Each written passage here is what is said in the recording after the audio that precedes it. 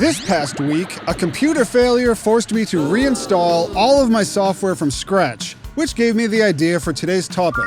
While this video is aimed at Logic Pro beginners who are confused by its default layout, it can also help someone like me who needed a little refresher on how to fix Logic's defaults. It has been so long since I've had to tweak the default settings in Logic Pro that I've forgotten how ridiculous some of them are right out of the box. So these are 5 quick fixes for some illogical flaws inside of Logic's default settings. So here we go. Okay, so as you can see, this is a fresh install of Logic Pro. I'm going to choose to create an empty project, and then I'm prompted to create a type of track to get my project started. I'll get to audio tracks in a moment, but let's start with the software instrument track. Software instrument just means anything that would typically be controlled through a MIDI keyboard controller or even the keys on your laptop, like a synth or a sample library from Contact or something like that. So I go ahead and click Create, and sure, our track is created fine, but then I go ahead and click X to bring up our mixer window. And as you can see, 2 buses are also created, featuring 2 different kinds of reverb. And on top of that, Logic has went ahead and given us an electric piano to start our song with. I mean, of course, everybody's gonna want that in their production, right? Well, maybe, but let's pretend like we're in the minority for a moment and we don't want a vintage electric piano and 2 different types of reverb as default. So I'm gonna go ahead and delete this track, which brings up the prompt again. And now I'm gonna click Details. And instead of clicking Create, I'm going to go over here where it says Default Patch, and choose Empty Channel Strip. Now we click Create, and lo and behold, we no longer have an electric piano with 2 sends. Now we can click on Input and scroll through the list of available virtual or software instruments. So let's set aside our software instrument track for now, and let's create an audio track. To do this, just go up to the menu and select Track, New Audio Track, and boom, there it is. Going to plug in my guitar to input 1 in my audio interface, and then make sure that input 1 is selected in Logic. I'm going to arm the track to record it by hitting the red circle, which is the record button. And lo and behold, you can't hear anything. This is perhaps the most confusing default setting for somebody new to Logic Pro. And not to beat this joke to death, but it is anything but logical. Luckily, there's a quick fix for this. Up here in the top right, where it says Simplified Mode, we click that. Then in the window that pops up, click on Enable Complete Features. Okay, great, we have sound coming out of the guitar now. However, when we click playback, the sound goes away. If we're recording, you can hear it, but suppose you just laid down a rhythm guitar or something like that, and you want to sing over it or play a different part over it and rehearse it a few times before recording your next part, you can't do that here. So we scroll up to the control bar, which I'll talk more about in a moment, but for now, let's just click on this downward facing arrow, go to Customize Control Bar and Display, select Auto Input Monitoring, then click away, and you'll see that this new purple icon showed up. We want to disengage that. Now I'll click playback. Lo and behold, we can now hear our guitar. Although it may seem ridiculous that you have to jump through hoops just to get Logic Pro set up like this, that is just the way it is.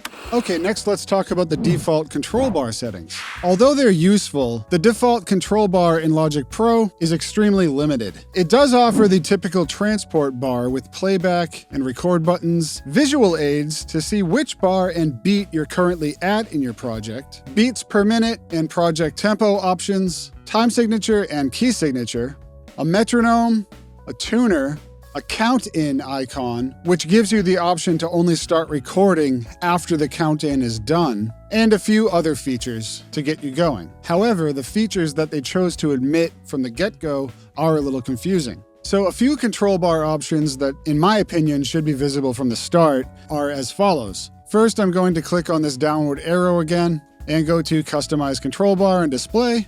I'm actually going to remove auto input monitoring now that we've solved that problem. And I'm going to start by adding low latency monitoring mode. This allows you to hear your instrument without the additional latency that plugins can introduce. Of course, having this engaged will bypass those plugins, but this is of course better than sitting there playing your instrument and then hearing it back out of the speakers 50 to 100 milliseconds later. You'll most likely want to have low latency mode on throughout your entire tracking process to avoid hearing latency while recording. Then when you're at the mix stage of your production, you can turn it off and increase your buffer to allocate more CPU to your plugins. So you can choose which options you want to keep and which options you want to remove. So to expose some more options in the LCD, I'm going to click on that arrow again and scroll down to Custom. And this gives me not only a view which shows which bar and beat I'm currently at, but also where I am time-wise in the arrangement window, or the main window as Logic calls it. Also, this will show me the CPU usage as well as the current hard drive performance. I usually remove MIDI activity and then keep everything else the way it is. How you choose to set up your LCD and your transport bar are going to be a little unique to your needs, but I think you'll find that customizing it even a little bit provides you with a lot more information than Logic does out of the box. Okay, so let's talk about the default for Logic's mouse cursor. For this example, I'm going to import some drums from a session of mine. So I'm just going to navigate to them, select them, and drag them into the project.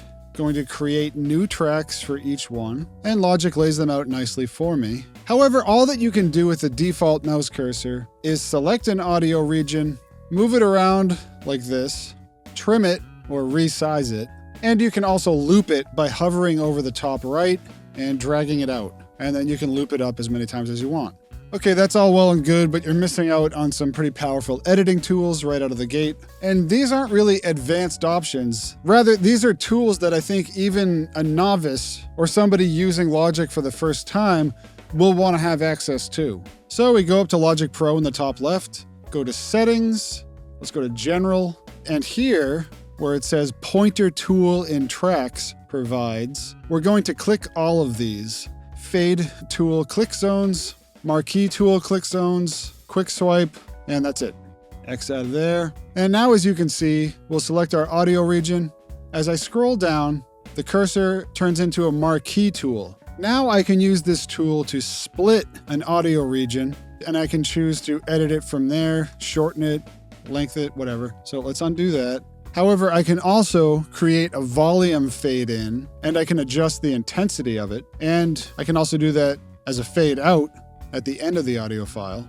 And then suppose I wanted to edit all of these drum tracks together, I can select all of them like so, go to my mixer window, and I can group the tracks. So let's create a new group, and then our group window pops up, and I'm going to choose Editing under Settings, Quantize Locked Audio, but now I can use this marquee tool to split the entire group. So suppose I didn't want any of these drums to the left, I can just select them all and delete them, and then just select the group to the right, and I want to make a little fade in on the entire group. And then another handy function for this marquee tool is to select a start point for our playback. So I can just click up here, and that makes a little line where the project will start playing back from. And then maybe I just want to loop this. So I make sure that the group is selected, and I just hit Command U, and now I've looped it up.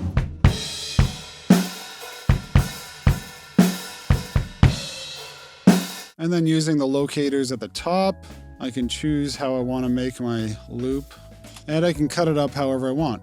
In my opinion, these features should be a default in Logic, because even a beginner is going to want to edit their audio in some way when they're done with it. Like suppose I wanted to take this fill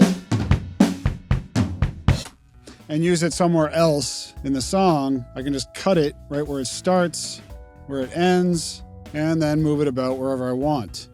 Now the way that this reacts with all the other files is going to be dependent on this little menu here next to drag. So if you have no overlap selected, then it's going to overwrite whatever is underneath it.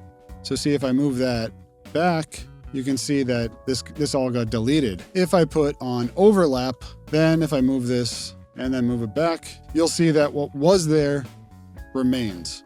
And those new to the program might be reaching for stuff like this, and they might just assume that it's not there, it's not available, it's not possible. So I think that having this on as a default makes the entire environment inside of Logic a lot more intuitive.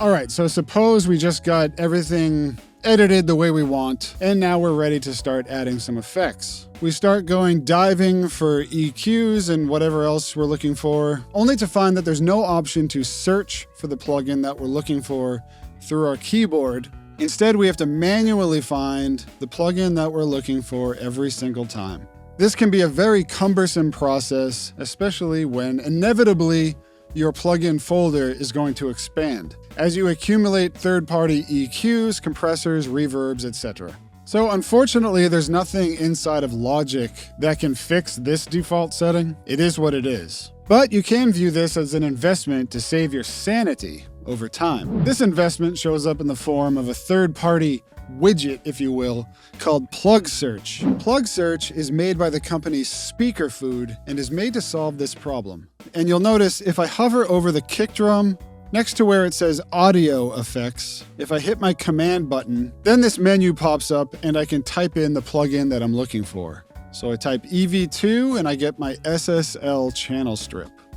That is a lot easier than searching manually through a list of plugins. And I know this feature should be included inside of Logic to begin with, and at a cost of $30, PlugSearch is not that much of an investment in the long run, but it is about 1/7 the cost of Logic itself. So in perspective, that might seem a little expensive. But I think that you'll find, especially once your plugin folder gets a little crowded, this tool pays for itself over and over again. And no, nobody is paying me to say this. My channel is far too small for that. This is merely a tool that I paid for myself, and I use it every single day. I can even use it on multiple tracks at once. As you can see, I select all of them, hit Command, let's search for that EV2 again, and boom, there they are, ready to start mixing. So if you're a new Logic user, I hope this video helped you out a little bit, or if you're like me, I hope this video reminded you of a few things. Also, is there something I missed? Is there a Logic default setting that you really don't like that you think I should have covered? I would love to hear about it in the comments section. Other than that, if you like this video, then please give it a like and subscribe to the channel for more stuff. Thank you very much, and I'll see you next time.